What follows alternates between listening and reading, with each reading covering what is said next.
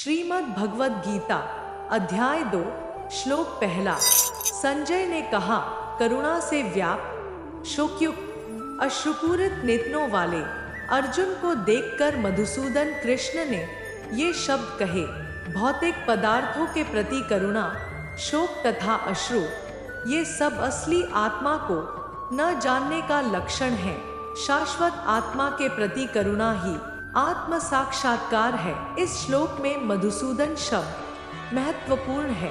कृष्ण ने मधु नामक असुर का वध किया था और अब अर्जुन चाह रहा है कि कृष्ण अज्ञान रूपी असुर का वध करे, जिसने ही उसे कर्तव्य से विमुख कर रखा है।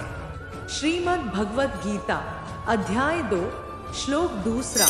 श्री भगवान कहते हैं, हे अर्जुन, तुम्हारे मन में यह कल्मश आया कैसे? यह उस मनुष्य के लिए तनिक भी अनुकूल नहीं है जो जीवन के मूल्य को जानता हो। इससे उच्चलोक की नहीं अपितु अपयश की प्राप्ति होती है। श्री कृष्ण तथा भगवान अभिन्न है, इसीलिए श्री कृष्ण को संपूर्ण गीता में भगवान ही कहा गया है। भगवान परम सत्य की पराकाष्ठा है। श्रीमद् भगवद गीता अध्याय 2 श्लोक तीसरा। हे पृथापुर, इस हीन नपुंसकता को प्राप्त मत हो, यह तुम्हें शोभा नहीं देती। हे शत्रुओं के दमन करता, हृदय की क्षुद्र दुर्बलता को त्याग कर युद्ध के लिए खड़े हो। अर्जुन को पृथापुर के रूप में संबोधित किया गया है। पृथा कृष्ण के पिता वसुदेव की बहन थी। अतः कृष्ण के साथ अर्जुन का रक्त संबंध था। यदि क्षत्रिय पुत्र लड़ने से मना करता है तो वह नाम का क्षत्रिय है, और यदि ब्राह्मण पुत्र अपवित्र कार्य करता है तो वह नाम का ब्राह्मण है। ऐसे क्षत्रिय तथा ब्राह्मण अपने पिता के अयोग्य पुत्र होते हैं।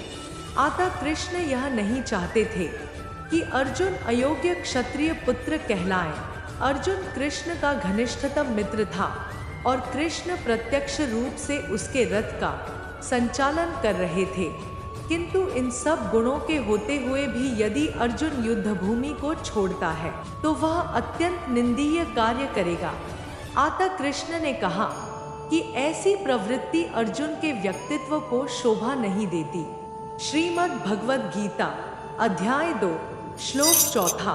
अर्जुन ने कहा, हे शत्रुहंता, हे मधुसूदन, मैं युद्ध भूमि में किस तरह भीष्म तथा द्रोण जैसे पूजनीय व्यक्तियों पर उलटकर बाण चलाऊंगा।